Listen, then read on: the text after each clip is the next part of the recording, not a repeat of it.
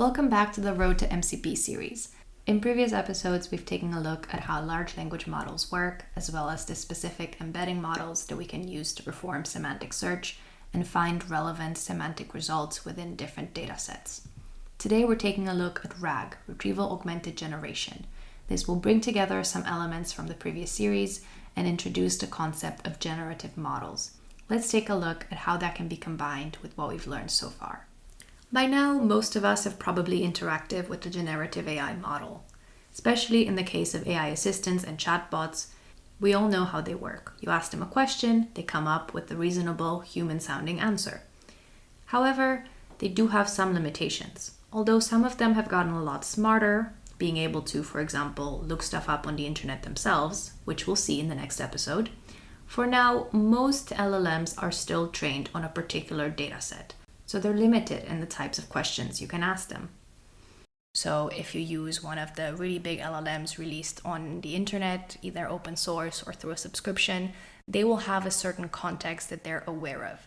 So if you look for meeting notes from a meeting that you've had and have taken notes on your computer, it's not going to get anything back for you. But there are a lot of use cases in which you would like results from your local data to be included into your searches. Or if you ask a question about what does HR have to say about my reimbursement policy, you could find internet results about HR policies in general, but you will not find the specific ones from your company. That is where retrieval augmented generation comes in. Rather than taking a really large LLM and giving it a lot of your own personal data to train on so that it learns that context, which might have some privacy concerns as well as be really heavy in terms of computation, resources, time, expenses, and usually not necessarily worth it to fine-tune your own model in most cases. So what we then do is we separate the problem into two parts. We run a semantic search, which we've just defined, on our own private data, which is able to retrieve the best results, the best documents, the best chapters or sentences or chunks of the documents that we're looking through. And then with these in mind as context, we can then generate a response to a particular question using a different LLM. So you have, on one hand, your private data that has been retrieved, and on the other hand, you can use this data to generate an answer. But if the model that is used for generating the answer is hosted locally, or it's not a general knowledge model that takes a lot of space to run, then you can still keep the privacy and the security aspect of looking through your personal data. So RAG is a solution that allows you to use the best of semantic and vector search, as well as generate answers.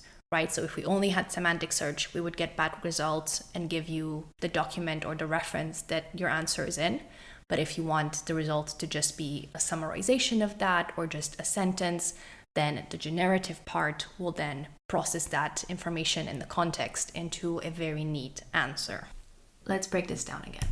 Once again, it all comes down to large language models.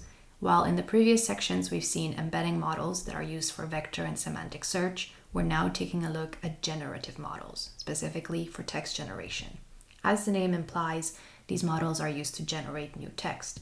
They do this by building sentences one word at a time. We take a look at the possibilities and probabilities for every word that comes next, analyze the options, and determine the most likely candidate. You're also able to tweak the behavior of these models by messing with features such as temperature, which determines how creative or reliable you want this model to be. However, if you have already interacted with these generative models, specifically to do question and answering chatbots, you may have already run into some of their limitations. First of all, we cannot expect these models to have awareness of the latest information that came out or any sort of data sources that were not included in their training data. They are frozen in time and they are frozen to a specific domain.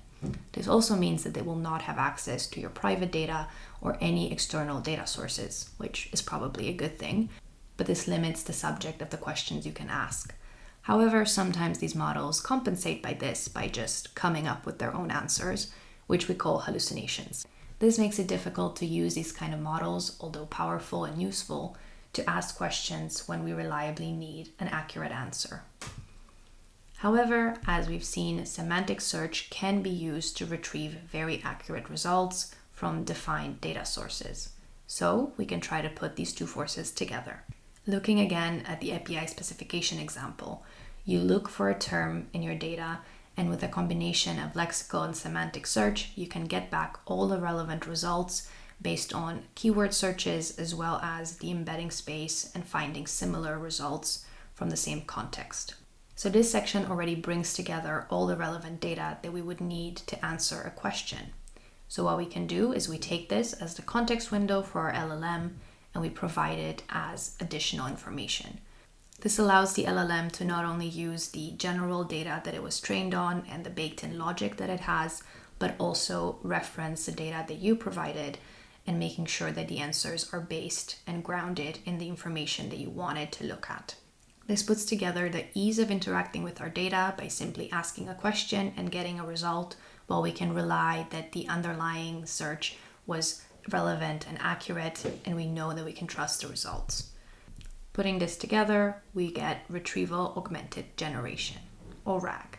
Now that we've seen how RAG works, we might be thinking, what other tools and powers can we give generative models so that they can make even cooler stuff happen?